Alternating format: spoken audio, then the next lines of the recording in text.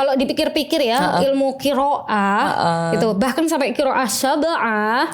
Kalau kita belum belajar ini dengan tuntas, kok sok-sokan belajar sampai yang tinggi-tinggi. Itu kalau kata abah saya, malah wis pokoknya nek DE iku ngaji kok gawe qiraah sab'ah sampai wadduhe, wis gak ono liyane selain pamer. Iya.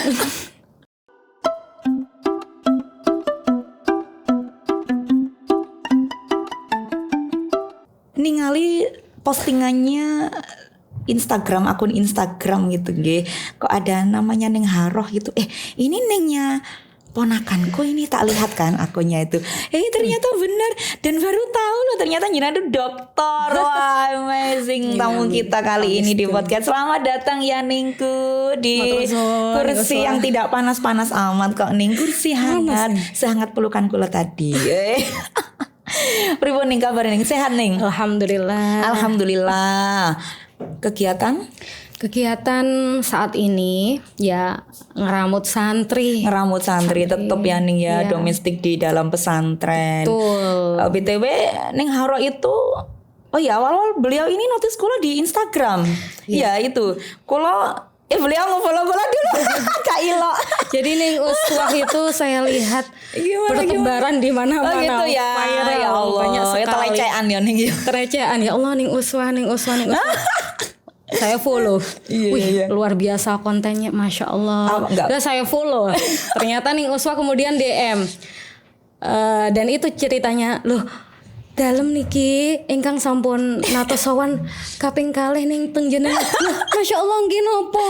Jenengan mungkin ya karena banyaknya santri yang sowan nggih, mungkin banyaknya wali santri yang sowan. Jadi mungkin agak-agak lupa. Jadi kita itu malah berarti gini ya Ning ya, betapa media sosial itu sangat yang jauh bisa dekat, yang dekat bisa jauh. Kulo sama jenengan kalau tidak biwaswilati Instagram gitu mungkin kita tidak akan bisa kalau boleh kita bilang sekarang kita dekat ngeten nggih, dan kita tidak akan bisa seintens ini, dan juga di beberapa event kita sering bebarengan ngeten nih. Dan Ning kulo itu luar biasa sekali melihat jenengan itu. Saya melihat Ning Haro itu kayak beliau itu baru meletek gitu loh di Instagram, tapi sudah viral kemana-mana. Ini luar biasa. Dan Ning kontennya jenengan yang viral itu ingat nggak? Yang ngesot itu Masya Allah. Yang ngesot iya Ning padahal ya kalau mungkin orang tidak banyak tentang tradisi di pesantren, kalau saya boleh bilang al-adah itu muhakkamah, tapi kalau bagi saya al-adah itu minal biasa gitu. Dan kita guru-guru di pesantren tidak pernah kan Ning menyuarakan atau dawuh-dawuhi santrinya, lek ketemu aku ngesoto ya lah. Tapi kan mereka itu turun temurun gitu dari dulu-dulu, dan itu mungkin jenengan juga tidak begitu notice kalau ternyata ada yang sempat begitu kayak melihat konten ada santri di depan gurunya itu berjalan pakai dengkul ya, kalau kita boleh bilang itu ngesot ya, bukan suster ngesot ya nih ya, ngesot. Dan itu orang kan pada kaget, sedangkan kita yang sudah dari kecil atau kita pernah tinggal di pesantren dan juga background pesantren itu kan hal yang sangat biasa. Mungkin dulu Ning Haro juga begitu ke gurunya, saya dulu juga begitu ke guru-guru saya. Ya meskipun guru saya itu wis ngadeko Mbak, ngadeko, wis gak usah ngesot ngadeko ya, tapi itu saya merasa saya tuh wong Sayyidina Ali saja saya tuh mau kok dijual sama guru saya yang mengajarkan saya satu huruf. Saya tafaulan dengan beliau-beliau para guru saya itu yang begitu takzim dan juga tawaduk kepada guru-gurunya. Lah menurut Ning Haro sendiri nih yang menjadi bully-bulian dari mulai itu melok muangkel jane. Komennya luar biasa menyakitkan, menusuk hati. Ya Allah. Itu kan di situ kan ada santri, juga ada abah saya, dan juga ada saya. Tiga ini yang kena bully netizen, Masya Allah. Memang ya tidak bisa dipungkiri di Indonesia. Ini kan ada golongan ekstrim kanan, golongan ekstrim kiri. Nah itu harusnya kan kita bisa moderat gitulah. Betul. Moderasi beragama itu harusnya begitu. Oh NU, oh Jawa, pasti udah begitu. NU dan Jawa itu begitu. Padahal ini adalah bentuk dari kerendahan hati santri kepada guru. Bentuk rasa syukur santri kepada guru yang telah memberikan ilmu kepada kita, tidak bertujuan untuk merendahkan diri sendirinya, tidak begitu. Betul, Ning, betul. Dan dia juga tidak disuruh begitu. Masa menyuruh santri, Masya Allah. Dia sendiri melakukan hal itu dengan senang hati, dengan kerelaan. Bahkan juga, ada salah satu komen di situ, bisa saya sebutkan. Boleh. Firzan, ya Allah, itu beliau luar biasa. Jadi dulu saya pernah mondok di Jambu'ul Quran Kudus, dan beliau juga mondok di situ. Bahkan beliau juga dawuh, saya misalkan disuruh mencium sandal kiai saya pun saya cium, saya mau. Gitu loh. Betul. Masya Allah. Ya, sampai begitu. Padahal Ning Firzan itu adalah sosok ngapunten loh, Ning Firzan ini jadi ngeri. Jadi bergila. Rasanya Ning Firzan itu hafidhah. Beliau itu ibu dewan. Betul. Beliau itu putranya juga banyak. Beliau itu dokter. Beliau juga mengasuh pesantren yang santrinya banyak. Betapa kegiatannya itu mengabdi pada masyarakat. Itu beliau itu dawuh begitu ya, Ning ya. Begitu. Ya lah, sedangkan yang komen tuh saya lihat ya nggak ada pengikutnya, akun-akun fake gitu, akun bodong. Itu gini. Masya Allah. Akhirnya ya dibiarkan lewat. Tapi Ning, itu ada hikmahnya. Iya, apa itu Ning?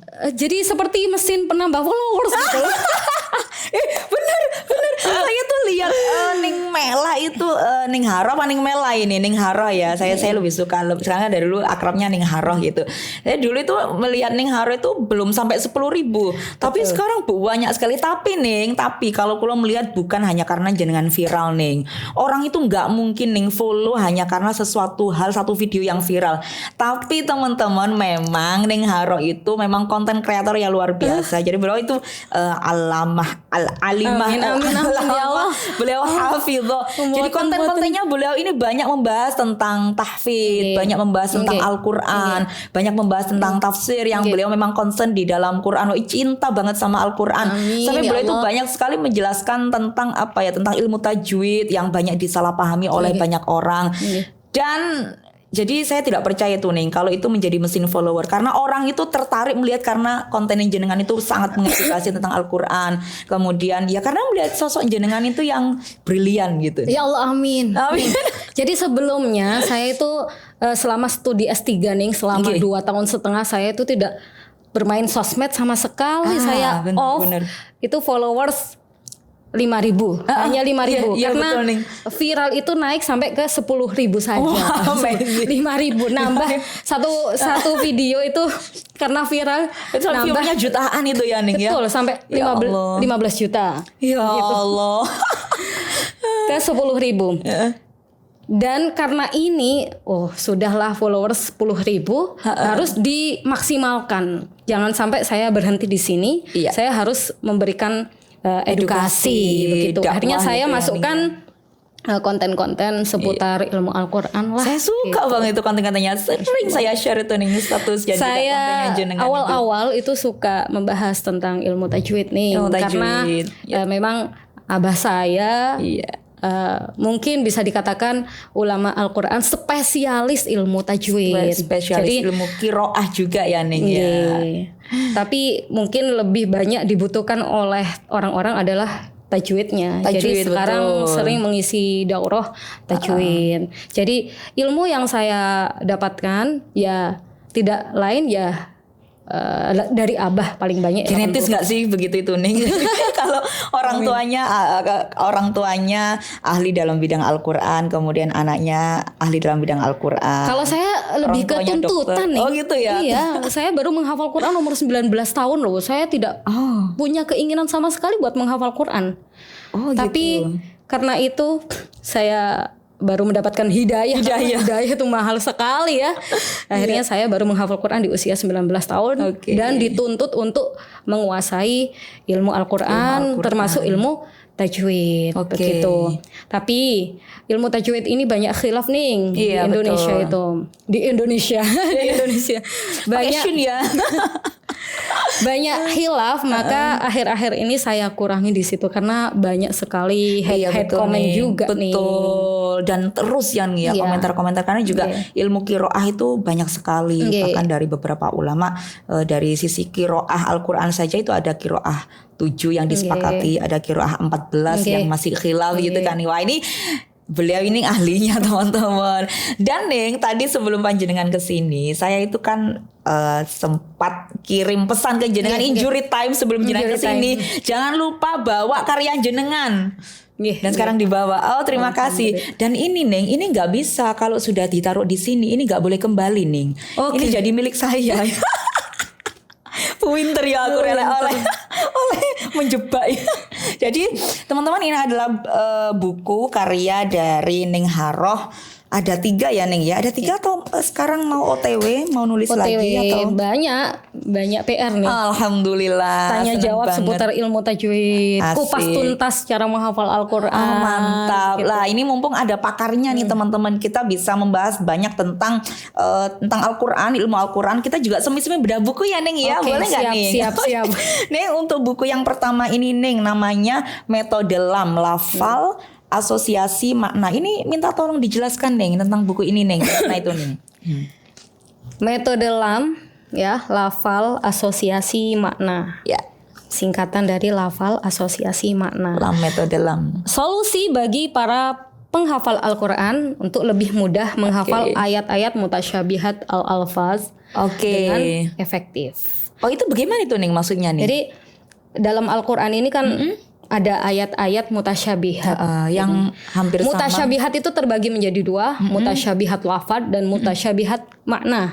Nah, ini fokus di mutasyabihat lafad. Nah, bagi penghafal Al-Qur'an itu hambatan yang paling menjadi pikiran oleh para penghafal Al-Qur'an itu bukan karena males, memang itu jadi kendala. Males, saya. Males, terus faktor mungkin faktor eksternal juga dan lain sebagainya. Tapi sebenarnya yang paling menjadi hambatan penghafal Quran karena Al-Quran sendiri itu terdiri dari ayat-ayat mutasyabihat. 1/4 dari Al-Quran. Jadi Al-Quran itu terdiri sekitar 6.000 ayat. Sekitar 2.000 itu ayat-ayat mutasyabihat. Betul. Nah dari situ saya ingin untuk menyusun metode yang bisa mengatasi masalah itu. Ini saya diberikan judul metode Lam dari dosen saya, promotor saya, pembimbing saya. Siapa nih beliau namanya? Beliau adalah Profesor Dr. Kiai Haji Muhammad Ali Aziz. Prof. Ali. Prof Ali. Beliau luar biasa lah, siapa yang nggak tahu. Betul Ning, betul. Begitu. Dan kebetulan beliau juga teman baiknya Abah, seperti Besti lah. Bestian. Besti Tiljana. Jadi Abah saya itu punya punya kitab yang berjudul Mutasyabihatul Lafdiyah. Himpunan ayat-ayat mutasyabihat. Nah itu saya kembangkan menjadi metode Lam. Gitu. Jadi cara penggunaannya gimana itu Ning? Ada di sini. Buku metode Lam itu Ning maksudnya. Ning kalau tadi berbicara tentang mutasyabihat al-alfal, ini juga di sini ini aplikasinya bukan Ning? Ini kan Al-Qur'an. Yang ma'abayani mutasyabihatil alfal ngoten nggih. Ini apakah satu paket atau bagaimana itu Ning? Jadi ini adalah sebenarnya ini novelty daripada disertasi saya. Novelty daripada disertasi saya, produk disertasi. Kalau ini nih yang hijau, ini disertasinya. Rangkuman dari disertasi dan ini produknya. Apakah ini sudah diminimaliskan gitu menjadi buku. Dirangkum gitu ya Ning ya. Ini boleh enggak sih di unboxing? Ini udah jadi milik saya ini Ning. Jadi boleh ya saya unboxing ya. Kalau yang metode Lam ini berarti satu paket ya Ning ya. Ini sama ini satu paket. Satu paket gitu ya? Begini. Nah, dari penyusunan metode Lam ini tiba-tiba muncullah ide, akhirnya keluarlah aplikasinya ini. Di sini. Jadi tidak tidak direncanakan. Tidak direncanakan. Gitu. Tidak dinyana. Nggih, tidak dinyana. Tidak dinyana ya. Jadi kalau untuk aplikasi secara ini nih prakteknya bagaimana nih metode lam ini? Misalkan saya menghafalkan Al-Qur'an juz berapa, juz 3 atau juz 4 atau juz berapa gitu nih. Terus agar bisa saya cepat menghafal pakai metode lam itu bagaimana caranya nih? Sebenarnya ini bukan metode secara umum, metode untuk menghafal Quran ya nih. Ini khusus untuk mengingat-ingat, niteni gitu loh. Oh iya, untuk melafalkan ayat-ayat mutasyabihat nih. Betul, berarti kan memang Al-Qur'an itu banyak sekali ayat-ayat yang kembar ngoten nggih, misalkan di juz 1 yang mengisahkan tentang Adam dan juga Hawa ketika beliau keluar dari surga turun ke dunia begitu kan Neng. Terus itu kan juga ada kembaran-kembarannya di juz 9 juga ada begitu dan kata-katanya atau ayatnya hampir sama mungkin begitu ya Neng ya. Iya, jadi mutasyabihat nih, coba ya saya jelaskan ya nih ya. Monggo nih. Siap mendengarkan. Mutasyabihat itu terdiri dari beberapa posisi ya. Posisi. Ada yang takdim dan takhir. Misalkan wajah amin aqsal madinati rajulun yas'a. Itu di mana? Di surat Yasin. Iya. Di surat Yasin ayat 20, wajah amin aqsal madinati rajulun yas'a. Di surat Al-Qasas ayat 20, wajah rajulun min aqsal madinati yas'a. Jadi perbedaan posisi kata takdim dan takhir. Takdim yang ini itu tadi awal, masuk apa nih? Masuk takdim dan masuk takhir. Yang takdim dan takhir. Terus ada kemudian yang masuk ziyadah nuqson. Oh iya, penambahan dan pengurangan. Innal ladzina kafaru sawaun alaihim a'adzartahum. Yang satunya lagi wasawaun alaihim a'adzartahum. Ya. Innal ladzina kafarunya hilang. Pindah ke wasawaun alaihim. Jadi nukson itu tadi ya. Ziyadah dan nukson. Satu lagi Ad-Dukhan ayat 26. Wa zuru'in wa maqamin karim. Nah, kemudian di Al-Baqarah ayat 21, Asy-Syu'ara ayat 58. Wa kunuzin wa maqamin karim. Ini posisinya ibdal. Bukan posisi, terkait ibdal. Ada lagi terkait ma'rifat dan nakirah. Wa idz qala Ibrahimu rabbi ja'al hadzal balada. Hadzal baladnya ya. Hadzal balada, ma'rifat. Yang nakirah. Ayo. Baladan aminan. Ya, betul. Baladan aminan. Wah, ini kayak MHG ini nih. Gimana ini? Ada lagi terkait bentuk jamak, mufrad, isim, fi'il. Jadi ini pembahasan begitu banyak sekali. Qalu lan tamassana an-naru illa ayyaman ma'dudah, pakai ta marbutoh. Yang satunya lagi dzalika bi annahum qalu lan tamassana an-naru illa ayyaman ma'dudat. Begitu. Ning coba ya, jangan saya tanya. Aduh, jadi MHK nih. Gimana?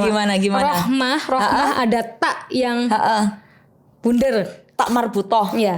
Ada yang taknya begini. Tak maftuhah. Itu kenapa nih kok bisa begitu nih? Wah, saya kurang tahu itu nih. Gimana itu nih jawabannya? Kalau ini dawuh Prof Said Agil Munawar.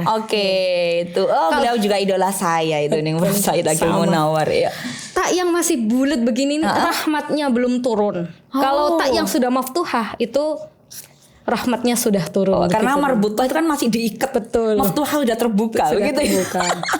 Luar biasa. Ada lagi yang varian idgham dan idhar. Dzalika bi annahum syaqullah. Yang satunya lagi dzalika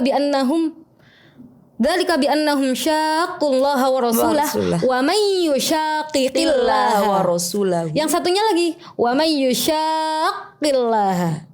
Yang satunya diidghamkan, yang satunya lagi diizharkan. Nah, ini yang menjadi sulit bagi para menghafal Quran untuk mengingat-ingat. Karena ayatnya mirip sekali. Maka kita gunakanlah metode lam. Coba sih gimana caranya? Yang pertama, lafal. Lafal asosiasi makna. Sekarang lafal dulu. Melafalkan dengan baik dan benar bacaan ayat-ayat mutasyabihat al-alfaz begitu. Kita perhatikan intonasinya. Misalkan Fahdharu. Yang satunya fahdharu. Oh iya, tanpa ada hak dhomirnya.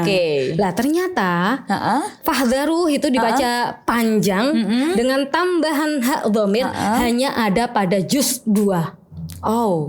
Yang ada haknya. Yang fahdharu, wahdharu itu terdapat pada juz-juz tertentu. Ya kita ingat-ingat lokasinya, juga kita ingat-ingat intonasinya, lafalnya. Oke. Ma'dudah dengan ma'dudat begitu juga. Nah, yang satunya pakai tak marbutoh, ya. Yang satunya tadi pakai betul. Yang satunya ada di QS Ali Imran ayat 24, yang satunya ada di QS Al-Baqarah ayat 80. Begitu. Ini ada lagi nih, illa asma'a, ada illa asma'u, ada fi asma'in. Nah, itu. Ada yang dibaca nasab karena dia menjadi maf'ul bih. Ada yang dibaca rofa karena dia menjadi khobarnya in. Ada lagi yang dibaca jar atau kasroh karena dia kemasukan huruf jar. Itu kan anak-anak susah sekali. Karena mereka masih belum paham. Ada yang penghafal Quran kan nggak semuanya paham nahwu shorof. Ning, saya tuh inget banget Ning, yang menyambung ini ya Ning ya. Saya tuh dulu inget banget ketika saya tuh mau menghafalkan Quran. Saya sama kayak jenengan Ning, saya tuh baru menghafalkan Quran itu SMA kelas 3. Kenapa kok saya baru menghafalkan SMA kelas 3? Karena buya saya dulu itu bilang, "Nak, lek kate ning ngapalno Quran, ojo dhisik, sadurunge awakmu paham nahwu shorof. Lek wis paham nahwu shorof, iku ngapalno Quran gampang." Karena kan i'rab itu di dalam kalimat, di dalam ayat-ayat Al-Qur'an itu bisa kita pahami, bisa cepat hafal kalau kita itu bisa belajar nahwu shorof dulu gitu. Jadi makanya saya tuh setuju sama Ning Sheila itu. Ning Sheila itu juga bilang kalau Ning Sheila itu kan sekarang rasanya Ning Sheila. Tadi Ning tapi rasanya sih api ya. Kalau Ning Sheila itu kan begitu Ning, kitabnya dulu baru menghafalkan Al-Qur'an. Ada orang yang menghafalkan Al-Qur'an dulu tapi terus kemudian baru belajar tentang kitabnya, dan ini memang jenengan setuju mboten nih? Susah sekali kalau misalkan mau bergandengan atau bersamaan. Orang mau belajar kitab sekalian menghafalkan Quran, ya tergantung ini juga sih ya, gift dari Allah juga, apakah mereka bisa berjalan bersamaan ya, seperti langkah kaki kanan kiri, kitab bisa, Quran bisa. Tapi kalau saya itu kayaknya impossible deh, nggak tahu deh kalau ada orang yang dengan. Jadi jenengan dulu nahwu dulu ya Ning ya. Betul Ning. Saya belajar juga kitab dulu, baru kemudian menghafalkan Quran karena dahulunya buya saya itu baru mendapatkan hidayah. Saya tuh sampai kursus nahwu shorof Ning di Unsilati Jepara. Kebetulan itu saya sama dengan Laura Ismail Al-Khalidi. Saya masuk 2023, beliau 2023. Beliau 2004 ya. Berarti satu alumni. Satu alma mater. Satu alma mater. Kalau menurut jenengan sendiri sih Ning, bagi orang-orang atau adik-adik yang ingin menghafalkan Al-Qur'an itu memang didahulukan belajar kitabnya dulu atau belajar Qur'annya dulu? Kan belajar kitabnya dulu. Jadi kalau abah saya itu sebenarnya orangnya itu sangat-sangat kontra dengan para penghafal Qur'an yang masih kecil-kecil gitu loh. Jadi semua anaknya menghafal Qur'an ketika sudah selesai ngaji kitab, setelah selesai sekolah formal. Jadi semua menghafal Qur'an di usia 18 ke atas gitu. Ning, saya masih mau melanjutkan yang tadi. Monggo Yang pertama tadi kan lafal ya Ning ya. Yang kedua asosiasi. Asosiasi itu mengimajinasikan, membayangkan. Berarti kita ingat-ingat letaknya. Ning, jenengan tahu kan ayat naf'am wala dharra, wala naf'a. Itu kan buahnya ya Ning. Betul. Buahnya sekali. Ternyata Ning, naf'am wala dharra itu selalu ada di mushaf sebelah kanan. Kalau dharra wala naf'a, dia selalu ada di mushaf sebelah kiri. Wah, ini saya baru tahu ini kan. Naf'a artinya apa Ning? Naf'a bermanfaat. Bermanfaat identik dengan positif. Positif kanan. Identik dengan kanan. Ashabul yamin. Dharra artinya banyak kemelorotan, kerusakan, dan itu negatif. Negatif punya di kiri. Betul. Diulangi lagi nih, naf'a wala dharran selalu di mushaf sebelah kanan. Yang naf'an dulu itu sebelah kanan. Dharra wala naf'an Selalu di sebelah kiri. Wah, amazing. Ini Gitu. ilmu mahal ini. Ada lagi nih. nih. Oh, ketagihan ini. Afalam yasiru fil ard dan awalam yasiru fil ard. Itu banyak sekali nih. Betul. Ternyata kalau afalam yasiru dia hanya ada di juz-juz yang saya singkat ini nih. Ghafarallahul hajja Muhammad Yusuf. Oh. Ada di surat Ghafir. Bukan Haji Torik ya. Haji Muhammad Yusuf. Ghafir. Surat Muhammad. Ghafir. Oke. Surat Ghafir, Al-Hajj, surat Al-Hajj, surat Muhammad dan surat Yusuf. Oke. Selebihnya ada di surat-surat tertentu selain surat ini. itu tadi. Oke. Ada lagi fakihah Mantap. dan fawakih. Oke. Artinya apa nih? Buah-buahan. Dua-duanya buah-buahan. Tapi bentuknya beda. Yang Betul. satu mufrad, yang satu bentuknya jamak. Oke. Ternyata yang mufrad dia hanya ada di surat-surat mufrad. Oh. Yang bentuknya Contohnya? jamak hanya ada di surat-surat jamak. Contohnya, Oke, contohnya kalau nih. yang bentuk mufrad Suka banget. ada surat-surat ada di surat-surat Yasin, surat Shad, Tur, Zuhruf, Rahman, Oke, Waqiah, Dukhon, Abasa. Ini Oke. ada tulisannya nih, di halaman 42 nanti. Oke. Terus? Kalau yang bentuknya jamak di surat-surat jamak, yakni Oke. Al-Mu'minun, Al-Mursalat, Oke. As-Saffat, Oke. begitu nih. Mahdzuro dan mahdzuro. Yang satunya pakai dha, yang satunya pakai zal. zal. Inna ada rabbika kana Mahdzuro. Jadi coba nih saya tanya yang wa ma kana atau rabbika mahdzuro itu pakai dha atau Wa zal? kana ata'u rabbika mahdzuro. Pakai dha. dha. Betul. Kalau yang inna adzabal Inna Rabbika adzab mahdzuro. pakai zal. kok bisa nih? Kenapa itu nih? Ternyata apa nih? Ini sering kebalik anak-anak itu nih. Oh, sering gitu. kebalik. Dititeni nih. Jadi wa makana apo. Oke, wa pakai makana po. apa? Itu kan Pakai po. to. Heeh. Mahdzuro dho. Ada titiknya. To dan dho Dho itu kan adik kembar. kakak. Oh. Adik kakak nih. Oke, Iya kan? oke. Siap, Jadi siap. kalau ato itu pasti pakai dho mahdzuro. Oke. Begitu. Terus kalau Oke. inna adzabah pakai zal. Oh iya, adzabah. Zal. Oh, iya, Mahdzuro pakai zal. Pakai zal. Jadi sama-sama zal. Ngingetinnya begitu. Gitu loh Neng. Kalau yang anak-anak ini nih di juz 29 itu ila rabbiha nadhiroh. Apa sih ya nih? Ila nadhiroh sama nadhiroh. Nggih. Nadhiroh itu juz 29 ya nih. Nanti dicek ya ini ya. Ngebleng.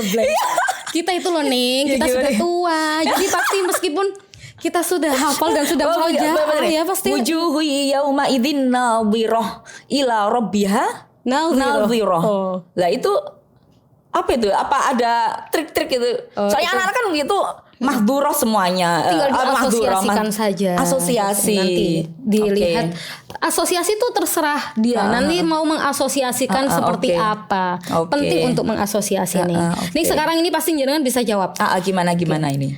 Buahnya- Jadi hakim ya. Banyak ayat Iya.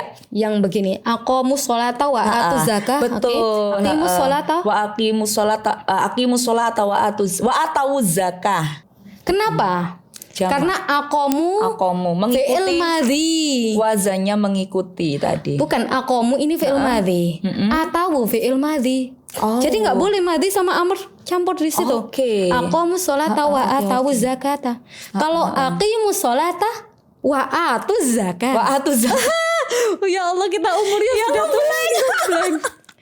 Jadi aqamus sholata wa atuz zakata sama-sama fi'il madhi. Oke. Kalau aqimus sholata wa atuz zakata sama-sama fi'il amr. Jangan sampai dicampur. Aqamus sholata wa atuz zakata. Oke. Gak boleh. Atau aqimus sholata wa atuz zakah. Gak boleh.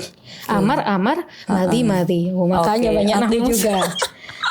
Terus Oke. ada nahal ning, ning ada nahal dan Oke. juga ada nahal. Nahl. Ternyata Pakai ha dan kho. Nggih. Oke. Ternyata kalau nahal dia hanya ada di surat An-Nahl. Oke. Tapi di dalam surat An-Nahl juga ada nahl. Oke. Tapi selebihnya itu pasti nahl. Gak Oke. mungkin Nahl. Berarti yang Nahl hanya yang sama-sama lebah gitu. Yang ada di surah Nahl. Oke, siap. Lanjut nih. Ketagihan ini. Gimana ini? Sampai habis ini. Tapi ini saya nggak sampai naik sampai ke tafsir yang tinggi-tinggi karena ya kelemahan di metode LAM ini kan banyaknya tafsir beragam itu loh. Untuk tapi ini LAM kan memang itu tadi lafal, asosiasi dan juga makna. Nah, yang terakhir ini saya bahas tentang makna. Makna kan berarti harus merujuk ke tafsir banyak tafsir. Nah, ini kan lemah, anak-anak itu susah. Makanya sebenarnya pemakaian metode LAM ini bagi yang sudah paham ilmu nahwu, sudah pernah belajar basic tafsir lah begitu. Kalau tidak dia pasti kesusahan untuk. Contohnya gimana itu nih? Makna itu ada hubungannya nggak nih dengan wakaf dan juga ibtidak ayat? Karena biasanya tuh mbak kalau setoran atau kita dulu waktu setoran itu kan kita tidak bisa, kurang pas orang kalau menghafalkan Quran kan wakaf dan ibtidaknya tuh by feeling kalau dia sudah tahu maknanya begitu kan nih. Katanya seseorang yang sudah matang ilmunya dia pasti mengetahui wakaf dan ibtidak. Bebas mewakaf dan ibtidakkan tanpa yang tertulis wakaf dan itu. Kan tiap Quran juga berbeda kan nih wakaf ibtidaknya gitu ya nih ya. Ya kalau di metode LAM gimana nih makna ini? Tahtihal anhar, ada tahtihimul anhar. Kalau tahtihal anhar itu membahas tentang surga. Kalau tahtihimul anhar membahas tentang penduduk surga. Karena pakai ha dan juga hum. Wala taqtulu auladakum min imlaq nahnu narzuqukum wa iyyahum. Ini saya tulis tafsirnya di sini. Jadi kalau khasyata imlaq artinya apa? Takut mati. Takut mati. Kalau min imlaq itu miskin. Kalau khasyata imlaq itu takut miskin. Takut miskin. Itu kayak saya banget nih. Saya takut 3 hal. Saya takut mati, takut miskin, takut lapar. Untungnya jenengan itu selalu keluar. Katanya orang yang keluar itu jangan sampai kita meninggalkan tidak mendapatkan 3 perkara. Cuan, ilmu, relasi. Jadi jenengan nggak mungkin takut mati karena jenengan sering dapat ini semuanya. Meskipun keluarnya cuma ngopi. Kan dapat relasi. Betul. Akhirnya dapat jodoh dari ngopi. Ini di-spill ini. Jadi ning uswah itu ketemu suaminya di warung ini gimana nih guys? Pokoknya sekarang sebanyak kopi. Ini untuk khusus yang perutnya sakti ini. Jadi Ning, jadi tafsirannya begini. Orang tersebut kaya yang khasyata imlaq. Wala taqtulu auladakum khasyata imlaq. Janganlah kamu membunuh anakmu sebab kamu takut miskin. Ning ada ayat wala taqtulu auladakum khasyata imlaq. Nahnu narzuquhum wa iyyakum. Janganlah kamu membunuh anakmu sebab kamu takut miskin. Nahnu narzuquhum. Dawuh Allah, nahnu narzuquhum. Maka saya akan memberikan rizki kepada anak-anakmu, mereka. Nahnu narzuquhum wa iyyakum, dan kamu sendiri. Humnya itu didahulukan, anak-anaknya itu loh didahulukan. Kemudian baru membahas tentang orang tuanya. Kamu juga nanti dapat. Berarti humnya itu rujuknya ke anak-anak, kemudian kumnya rujuknya ke orang tua, begitu. Ya nih, dari segi makna. Wala taqtulu auladakum min imlaq. Orang tersebut miskin. Dan memiliki anak, dia bingung karena sudah memiliki anak dan khawatir tidak dapat memberikan makan kepada anaknya, hanya khawatir karena keadaannya yang miskin. Maka nahnu narzuqukum, maka dawuh Allah, aku akan memberikan kamu rizki. Kamunya dulu, orang tuanya dulu yang diberikan rizki, kemudian anaknya. Itu tafsirannya. Nahnu narzuqukum wa iyyahum. Berarti dari wasilah orang tuanya, anak-anaknya mendapatkan rizki dari Allah. Kalau memahami makna di sini itu begitu nih, susahnya itu bagi yang betul-betul nggak paham tafsir begitu, nggak pernah belajar sama sekali. Nih. Apalagi untuk orang-orang yang menggunakan Al-Quran atau dalil-dalil dalam agama itu untuk kendaraan yang menyesuaikan dengan nafsunya sendiri. Tidak boleh, jangan jadikan Al-Quran sebagai kendaraanmu. Betul. Nih ini luar biasa banget, ini keren. Wah ini saya teman-teman ya permisi ya nih saya ambil ya ini udah milik saya ya ini ya. Jadi dari satu buku ini kita sudah pelajari banyak banget nih tentang ilmu-ilmu di dalam Al-Quran, rahasia-rahasia dalam Al-Quran, siri dalam Al-Quran. Jadi kan nulis ini berapa tahun sih Ning? Ini kan produk disertasi saya. Oh iya, berapa bulan? Jadi disertasi kan ada yang bertahun-tahun Ning. Alhamdulillah. Jadi kan 2,5 ya? 2,5 disertasi tahun. Wah keren. Alhamdulillah. Saya mau doanya masih semester 3. Berarti malasan. Berarti harusnya saya kalau tafaulan sama Ning Haro saya seharusnya 1,5 lagi ya Ning ya. Betul. Berarti saya kayaknya saya tidak secerdas jenengan ini Ning. Bukan, karena jenengan banyak sekali acara, bukan karena saya kan pengangguran. Saya stop semuanya kegiatan demi gitu ya Ning ya. Studi. Kalau jenengan nggak bisa. Berarti nih. Intinya adalah fokus gitu ya Ning ya. Fokus intinya satu dulu. Disiplin, konsisten, persisten. Oke. Sebenarnya nggak ada orang sibuk. Sebenarnya semua tergantung prioritas. Oke. Nah kita masih membahas. Saya tertarik sekali dengan ilmu Al-Quran ini ya, sangat interest sekali. Kita lanjut, boleh bahas tentang Quran lagi ya Ning ya. Boleh. Ini memang agak beda teman-teman. Biasanya kita membahas tentang profil seseorang, gibahin seseorang. Ini kita murni tentang ilmu ini. Ini jangan sampai ini yang tamu selanjutnya ini insecure karena lu gak kayak Ning Haro ini bahas tentang kita, bahas tentang ilmu. Aman ya Ning ya. Allah Ning, saya tuh masih kecil sekali. Kecil-kecil cabai rawit. Masya Allah, amin.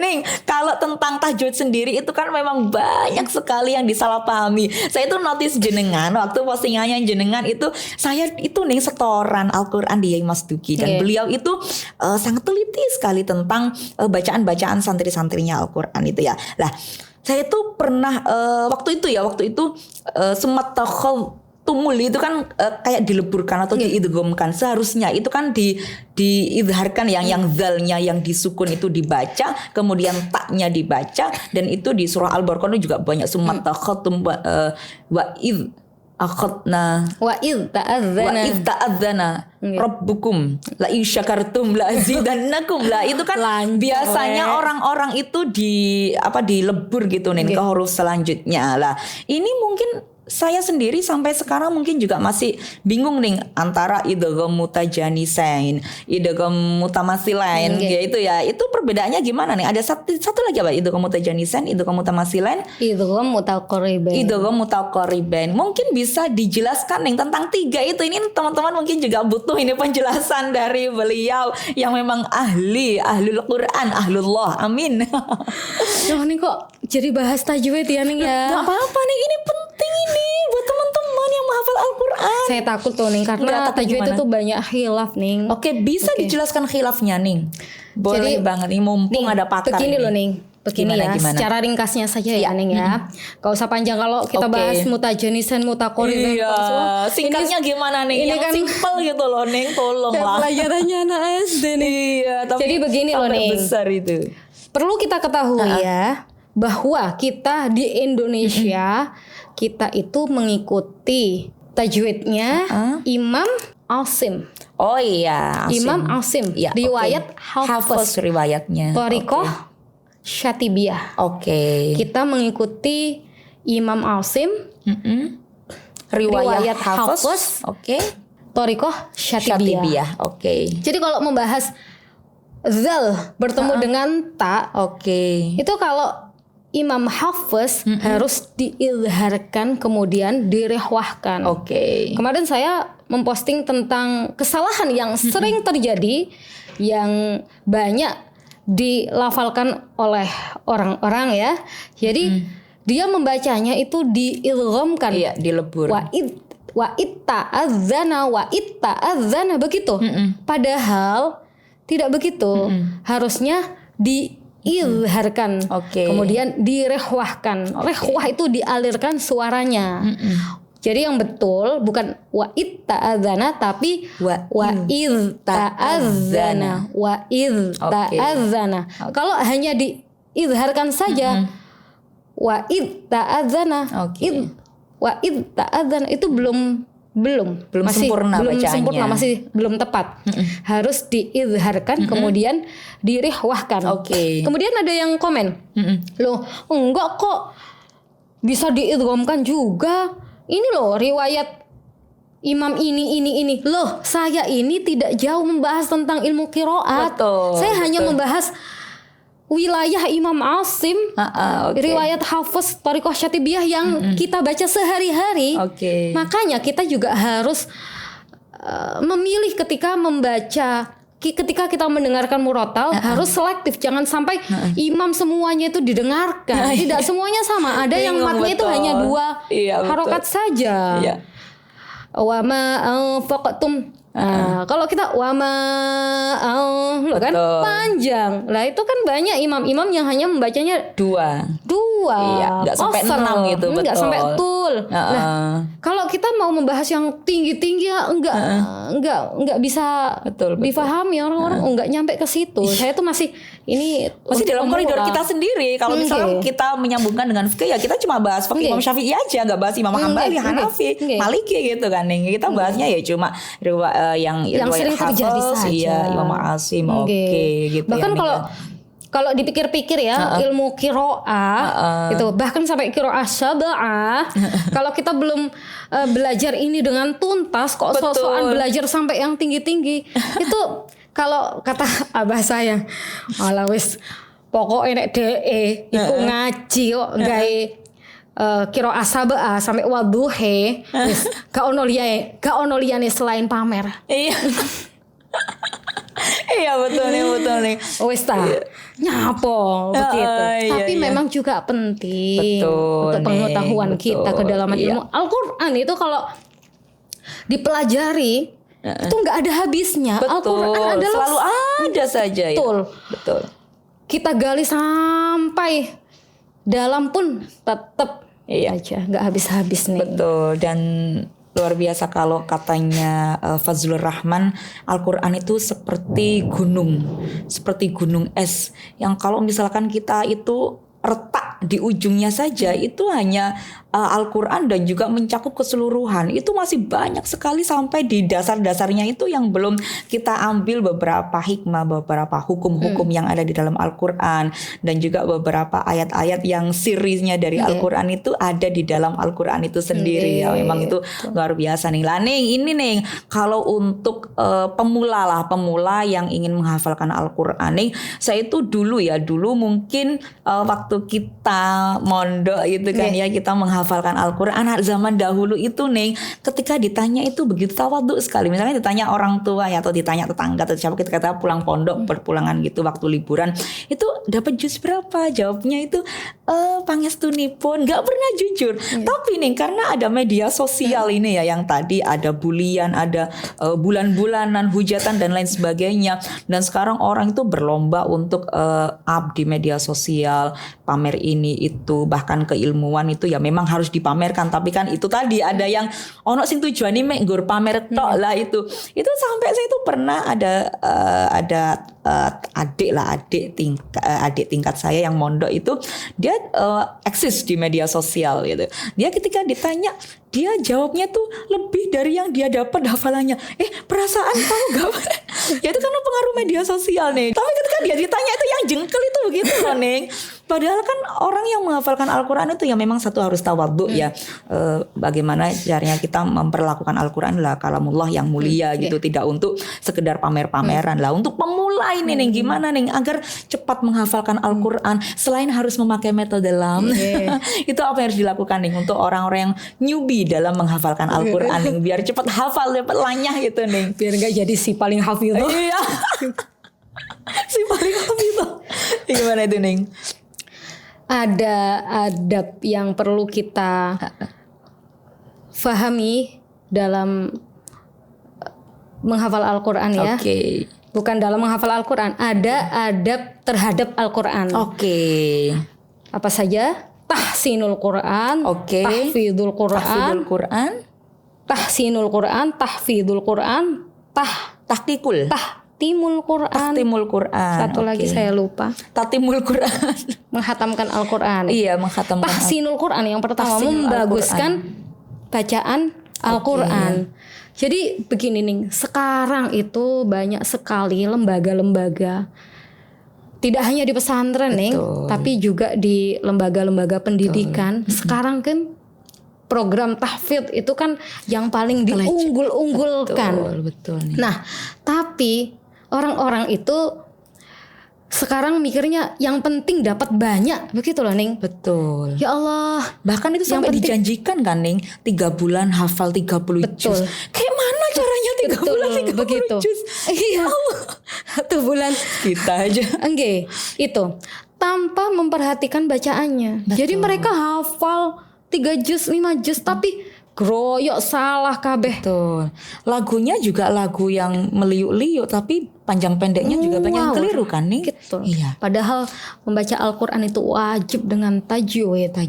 Tahsinul Qur'an itu tadi ya nih ya. Kalau anta ya harus dibaca anta begitu ya. Kalau kita kan antum misalkan begitu kan ya, kalau tajwid kan harus begitu misalkan begitu nih. Oke, nah, itu tadi. Contoh yang lain apa ya? Banyak nih. Apa kalau misal kita nyanyi gitu, ada apa denganmu, harus ada apa denganmu. Nun mati ketemu mim. Enggak gitu juga ya nih. Kangkum. Oke. Gitu. Nah, temennya Ning Uswah itu tadi sudah selesai dengan bacaan yang bagus gitu Ning? Kalau bacaan yang bagus iya sudah. Tapi ya mungkin menurut saya ya yang beliau ada hoax atau fake lah. Dia masih dapat misalkan 15, dia bilangnya dapat 17, ditinggikan, atau dia mungkin punya simpanan yang 2 tapi belum disetorkan. Tapi yang saya dengar dia kan masih jus segini gitu. Kenapa dia, di media sosial bilangnya dapat segini gitu. Melakukan kriminalitas gitu. Kriminalitas pesantren tahfidz. Ya Allah.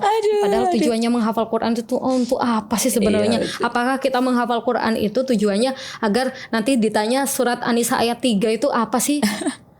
Bacaannya atau biar dipek kan mantu gitu. Yang sama begitu ya. Iya, dipek mantu gitu. Iya. Jadi yang pertama harus betul-betul bacaannya bagus. Setelah itu baru dia boleh masuk kelas tahfidz. Oh gitu. Jadi dibaguskan yang dulu. Masuk kelas tahfidz saja kadang itu tiba-tiba bacaannya kok kembali lagi ada yang salah. Betul, harus turun lagi ke gitu. Kelas binazar nih. Oh iya. Iya. Bahkan ada beberapa pondok yang mengharuskan santrinya membaca Al-Fatihah itu sampai betul tidak ada kesalahan sama sekali sampai dia tasheh Fatihah gitu ya. Tasheh Fatihah. Saya juga nih di sini saya ngajar santri baru itu, saya nggak mau ngajar jilid dulu atau ngajar Al-Qur'an dulu sebelum dia benar sebelum dia sudah fasih dan benar bacaan Al-Fatihahnya itu. Yang paling penting nih tahsinul Quran ini di bagian makhorijul huruf dan sifatul huruf. Nah, kebanyakan di Indonesia buku-buku tajwid itu makhorijul huruf, sifatul huruf taruh di belakang nih. Dan gambarnya itu gambarnya rahang, gambarnya lidah. Iya betul. Tapi taruh belakang. Iya. Yang didahulukan itu nun mati dan tanwin. Iya betul nih. Padahal harusnya ya belajar hurufnya dulu nih. Jaji, baje gitu dulu lah. Ini mungkin nyambung dengan saya kan juga punya buku Ajmalul Azhar itu nih. Yang tajwid. Sudah iya betul. Iya, yang itu juga biasa. Banyak sekali mengambil ilmu-ilmu yang saya dapatkan dari abahnya jenengan ning, Abah Yai Fatoni. Di awal itu saya tidak membahas nun mati, tidak membahas mim sukun, tidak. Saya hanya membahas fokus terhadap huruf-huruf, sifat-sifat huruf. Nanti kalau sudah jadi minta tasheh ya ning ya ke Abah ya ning ya. Insyaallah ini masih proses cetak tapi saya jadi insecure ini ning Haros sudah begitu luar biasa. Saya masih ngurusin alif bata ini. Itu bikin pondasi ya. Nah itu. Iya mohon doanya nih biar nular ini ilmunya mengundang jenengan ini biar ketularan pinter ilmu ya Allah, Al-Qur'annya. Balik Gak nih saya melihat jenengan tuh orang yang sangat brilian dan juga dan orang-orang yang seperti ning Haro ini harus di up terus teman-teman. Makanya ini panjenengan beliau ada Instagramnya, nanti saya tag di Instagram saya, teman-teman bisa follow beliau dan wis rasakan manfaatnya ketika follow beliau. Beliau itu kalau bikin postingan, meskipun postingannya beliau tuh selfie pakai kacamata hitam, action dengan begitu kerennya, itu tidak pernah meninggalkan ilmu, selalu berbasis ilmu. Ini luar biasa nih. Sekarang saya menulisnya harus by data karena nggak enak dokter gitu loh. Hanya itu sih sebenarnya, pengen posting pakai kacamata hitam udah gitu aja. Tapi kok merasa beban ya. Iya, gitu. ya Allah. Dan saya itu tugas saya cuma nge-share ilmu gratis gitu ya Ning ya. Termasuk di sini nih beliau ilmunya gratisan. Ning, wah ini masih buku satu ini yang kita bahas dan pemahamannya yang luar biasa. Ini berarti sebenarnya satu paket ya Ning ya. Ini yang disertasinya, kemudian ini yang mininya, versi mininya gitu ya. Miniatur dari metode LAM itu di sini, dan ini sudah banyak sekali ilmu-ilmu yang bisa kita dapat teman-teman yang sudah dijelaskan sama beliau. Ini saya pikir ini Ning satu paket dengan ini ya, membahas tentang ayat-ayat mutasyabihat. Ternyata yang dibahas tadi yang di poin pertama tadi ya Ning ya, tentang mutasyabihatul alfaz itu ternyata ada di dalam satu Al-Quran 30 juz di sini. Yang ini teman-teman isinya nanti mungkin bisa di-spill di dalamnya. Ini adalah Al-Quran 30 juz. Nah, ini sudah ada keterangan-keterangannya nih. Ini mungkin nanti bisa dijelaskan ini ya sama beliau penulisnya sendiri untuk menjelaskan maksud dari Al-Qur'anul Karim bayani mutasyabihatil alfaz gitu. Monggo Ning. Jadi sebenarnya ini belum cetak asli, ini masih ngeprint sendiri nih. Oh gitu ya, udah bagus tapi. Jadi ini nanti insya Allah langsung saya bawa ke Lajnah Pentafsir Al-Quran. Jadi Al-Qurannya ini di sampingnya ada daftar ayat-ayat yang sama sesuai dengan warnanya. Kalau misalkan ini loh kok tiba-tiba kita meloncat kemana ya, kita lihat oh ada di sini, ini keterangannya ada di Al-An'am. Oh kita buka Al-An'am ayat berapa, oh iya ternyata mirip ya, oh bedanya ini. Bedanya ini. Itu yang berwarna-warna itu gimana maksudnya nih? Ya agar warna hijau ada warna. Ini untuk memudahkan pembaca saja, untuk tapi nggak ada kayak clue kalau hijau itu apa, boten nggih? Boten. Hanya untuk membedakan saja gitu ya, untuk garis besarnya. Bisa dicontohkan nggak nih ini kan juga teman-teman mau tahu cara membacanya ini bagaimana, cara menyambungkan ayat satu yang mutasyabihat dengan ayat bukan yang lain. Menyambungkan tapi mengingat perbedaannya saja. Iya. Contohnya wa utbi'u fi hadhihi la'natan wa yaumal qiyamah bi sarrifdul marfud. Satunya ini apa ya, kok kayak ada yang mirip ya. Kita buka di surat Hud. Ya, atau ternyata lagi baca ini ternyata kok aku langsung meloncat ke juz selanjutnya kayak begitu, gitu ya Ning ya. Terus dicari di yang sama itu ya Ning ya. Jadi ini Al-Quran diperuntukkan hanya untuk para penghafal Al-Quran. Kalau di pondoknya panjenengan sendiri Ning, apakah wajib pakai Al-Quran yang panjenengan pasti nanti kalau sudah tayang sudah gitu terbit ya. Sudah dengan sedikit dalam tanda kutip intimidasi gitu. Betul.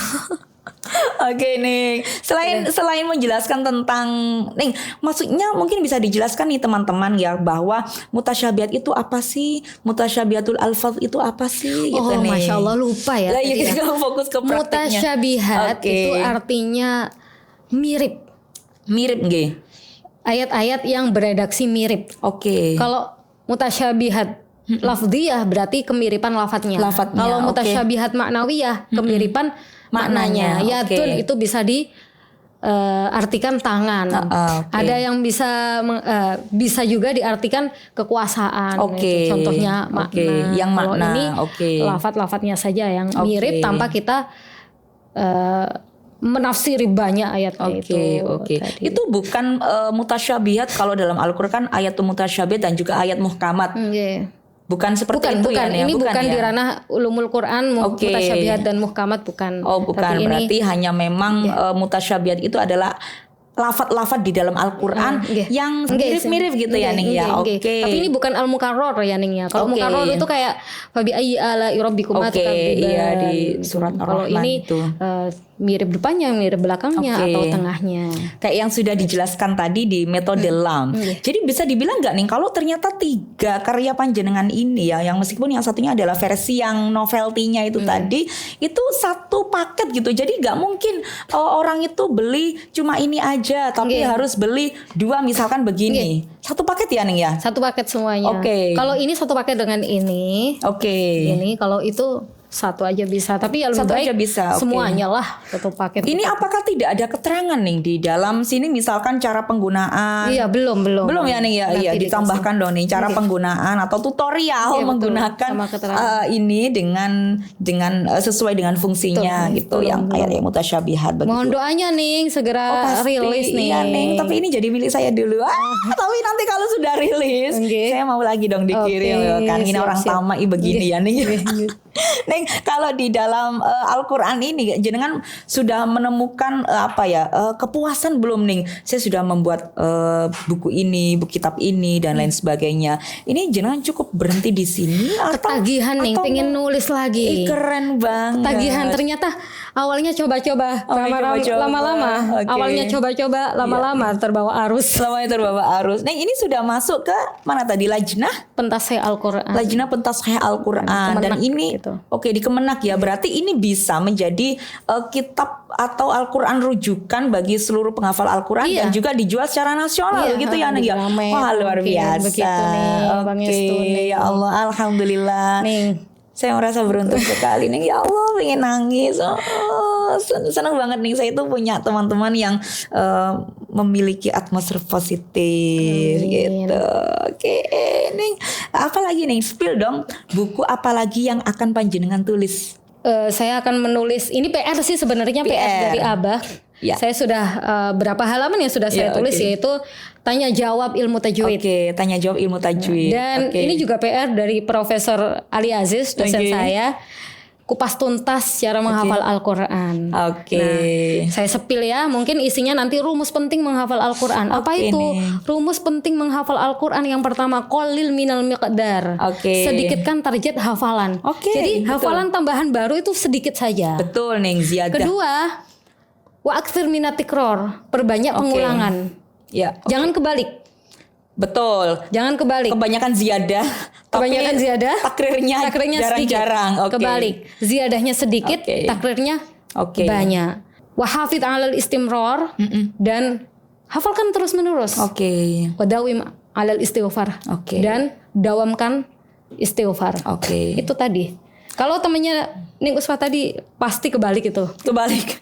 Oke, sudah. Oke. Jadi kalau di pondok, Ya. ini santri-santri menghafalnya prasmanan nih. Oh, prasmanan. Oke. Tapi tetap sesuai dengan rumus itu. Oke. Kalau dia menghafal satu hari setengah halaman, maka dia setoran murojaahnya itu 1/4 juz, 5 halaman. Kalau dia menambahnya 1 halaman, maka dia setoran murojaahnya setengah juz. Wow. Kalau dia menghafalnya 1 hari 2 halaman, maka murojaahnya 1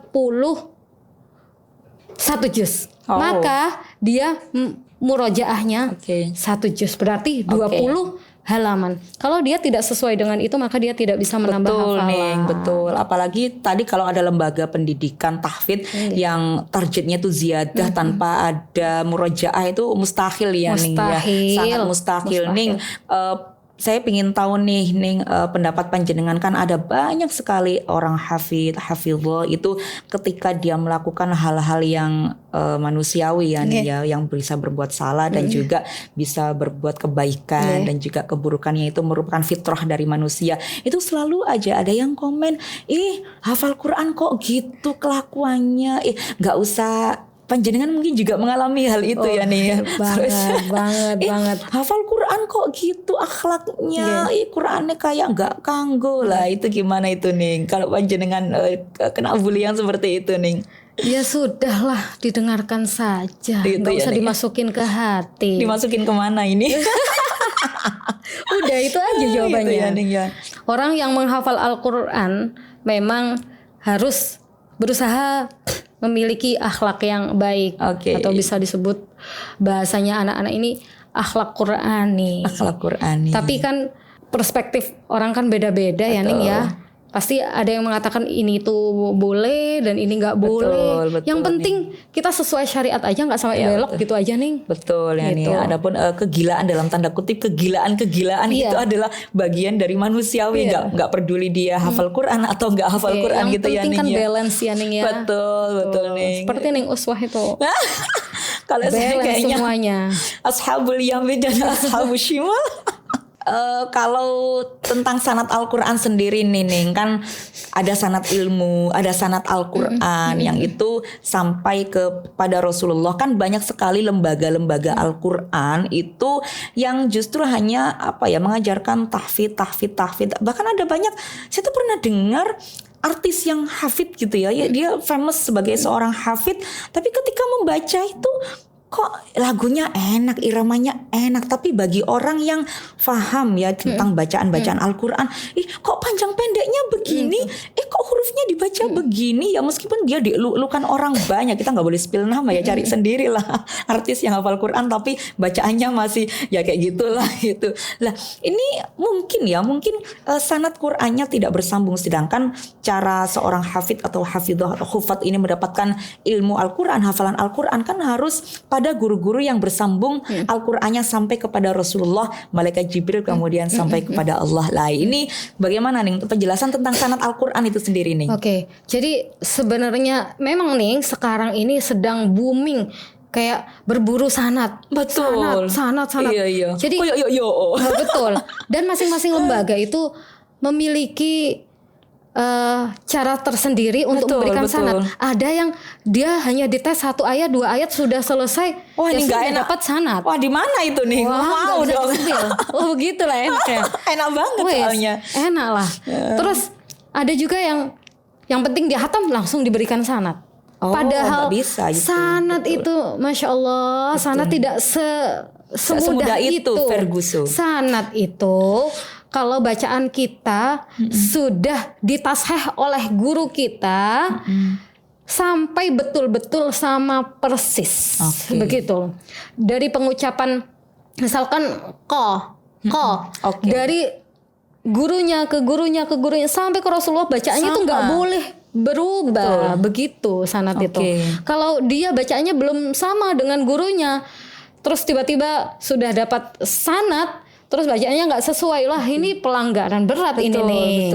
Begitu harus. Iya betul nih, saya juga menemukan itu nih. Jadi sudah khatam langsung diberikan sanad. Seharusnya kan gitu ya. Kalau di pesantren saya dulu itu Bunyai Faroha, kepingin oleh sanad teko aku, are-are alumni sing kepingin oleh sanad maneh teko aku, masih wis oleh syahada Al-Qur'an biyen wis ujian, yo madhep nang aku setoran 30 juz tak semak sampai podo ambek wacoanku. Waqaf ibtidaknya pun juga sama.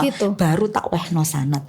Itu sekarang begitu mudahnya orang. Iya, dikira orang-orang itu sudah selesai sanad, sudah menjadi ahlul Quran dan nanti dikumpulkan sebagai keluarga Allah nanti, padahal tidak semudah itu. Itu sangat disayangkan sih. Berarti memang regulasi dari sanad itu memang harus begitu ketat ya, harus lebih ketat ya Ning ya. Harus sama persis dari gurunya. Gitu. Dan ini sanad itu ibaratnya kalau bahasa gaulnya listen mungkin ya. Kayak sim, driver listen gitu. Kayak sim. Nah, bunyi sanad itu tidak hanya taseh bacaan saja, tapi ijazah bacaan dan juga pengesahan menjadi guru Al-Quran. Pengesahan sebagai guru Al-Quran. Nanti kalau dia punya murid dan dia sudah punya sanad, ibaratnya kan gurunya sudah SNI gitu loh nih, sudah sanadnya jelas gitu. Indonesia. Betul. Tapi kalau misalkan dia nggak punya sanad, mengajarkan Al-Quran juga nggak apa-apa. Tapi kan kita lebih baik cari yang guru sudah bersanad. Tapi kebanyakan orang-orang sekarang tuh banyak yang ngaku-ngaku sudah punya sanad. Ini ambil sanadnya gimana? Itu kebutuhan untuk sebenarnya cuan mungkin kali ya. Sebenarnya itu kan lebih dikembalikan ke masing-masing orang ya. Orang mengaku hafid, mengaku hafidho, kan yang tahu hanya dia sama Tuhannya nih. Jadi ya sudah dikembalikan kepada masing-masing pribadi sih. Mau kamu hafid, mau kamu hafidho, kan tidak perlu juga dikoar-koarkan itu. Atau orang-orang yang memang butuh butuh validasi dari itu ya. Ada satu lagi Ning, ini yang sering dipertanyakan ya kepada saya. Oke. Ning, gimana sih hukumnya setoran online? Nah, sekarang ini kan begini nih. Betul nih. Gimana boleh nggak sih setoran online? Iya. Katanya membaca Al-Quran, kita berguru kepada guru kita tentang bacaan Al-Quran kan harus musafahah. Oke. Musafahah itu artinya apa sih? Ini kan harus tatap muka begitu kan? Wah, padahal tidak begitu. Orang yang mengatakan setoran online tidak boleh karena harus musafahah itu tidak begitu. Betul, ya sekarang loh nih kalau dipikir ya, orang yang buta gimana? Betul. Iya kan? Betul. Orang buta itu gimana kita cara tahu mulutnya? Betul nih. Diartikan kalau musafahah itu kelihatan mulutnya langsung begitu, mangapnya. Padahal tidak begitu. Okay. Banyak guru-guru Al-Quran malah yang luar biasa bacaannya, sudah bersana dan sudah betul-betul bagus. Nah itu pun banyak ulama-ulama Al-Quran buta, begitu loh. Terus zaman dulu kan juga bukan zaman dulu, sampai sekarang juga ada setoran yang dengan satir nih. Iya kan? Oh iya. Disatiri karena betul. Iya, itu gimana musafahahnya di mana gitu. Jadi disepakati pernah waktu itu di perkumpulan Syekhul Qurra di Arab Saudi. Jadi membahas tentang itu Suyukhul Iqra. Membahas hukum begini. Ternyata mayoritas ulama mengatakan diperbolehkan. Tapi sebaiknya juga ada pertemuan yang tetap offline untuk mengetes substansinya. Betul nih. Gitu. Dan kalau panjenengan saya berikan info ya nih ya. Saya tuh punya teman dulu satu angkatan dengan saya, kemudian teman saya ini sekarang hijrah ke Bogor nih. Lah beliau itu juga masih setoran Al-Quran kepada guru saya, Allah yarham, punya Mas Farohah Dimyati, pakai handphone. Video call. Jadi memang bunyai saya tuh di grup itu kan aktif ngobrai santri nih. Ayo nak sedino 5 juz yo nak yo. Ayo nak sing ado-ado setoran nanggone bunyai ambek video call. Dan itu sungguh-sungguh ditunggu ini sama bunyai saya itu nih. Pakai video call, berarti ini juga memvalidasi bahwa hal ini juga diperbolehkan ya nih ya. Ada juga saya punya ini nih, adik misan saya namanya itu adik Lazimah. Beliau itu hafizah dan beliau itu punya santri online ada 30, sekitar 30-an santri itu yang setoran online sama beliau, yang dari Solo itu ada nih, dari beberapa daerah yang tidak memungkinkan untuk bertatap muka di dalam satu, termasuk ini juga digitalisasi santri ya nih ya, digitalisasi ilmu Al-Quran juga kan, ternyata boleh ya nih ya. Tapi ada part-part di mana kita harus perhatikan betul makhrajnya. Betul. Ini sifat-sifatnya sudah sesuai syiddahnya, rikhwahnya, qalqalahnya. Nah, itu kan harus diperhatikan. Nah, makanya butuh pertemuan misalkan 1 bulan sekali untuk mengetes itu. Kadang kan ada pertemuannya nih, ada pertemuannya gitu. Itu adik saya itu keren. Berarti boleh. Tapi kan terkadang kan ada kendala sinyal. Betul. Itu nggak apa-apa. Ini suaranya udah nyampe tapi gerakan bibirnya masih mencucu. Yang penting kita bisa mengetahui kemampuan santri itu. Betul. Untuk yang memang dia bacaannya masih jelek, dalam artian dia masih pemula, ya lebih baik jangan online begitu nih. Untuk para penghafal Quran, ketika setoran online, cari sinyal yang bagus, jangan sampai memberatkan. Begini loh nih, kadang gurunya itu sampai wah man. Nah, Oke, jadi begitu ya nih ya. Masya Allah nih, ini gak tahu ini berapa jam. Aku sudah 1 jam ini, kayaknya masih kurang. Tapi gak apa-apa nih, Masya Allah luar biasa sekali. Dan mungkin ini perdana ya nih ya. Biasanya tuh kita itu tadi ya mengetahui profil, ngobrol, bergibah ya. Sekarang ini full tentang ilmu dan semi-semi bedah buku. Keren ini, Masya Allah. Ning Haro, barakallah. Semoga Ning Haro diberikan usia yang panjang sama Allah, awet muda, tetap keren terus, menyala terus, berkarya terus dan produktif terus. Membara-bara. Amin. Ya, Matur suwun ning Uswa. Kula juga matur nuwun sekali ning ilmunya yang luar biasa sekali. Ini ilmu yang mahal banget, daging semuanya, nggak ono rine sama sekali. Dan semoga bermanfaat buat semua teman-teman yang menyaksikan podcast ini. Share sebanyak-banyaknya karena ilmu yang sangat bermanfaat sekali. Matur nuwun ningku, monggo dionjuk kopi nih.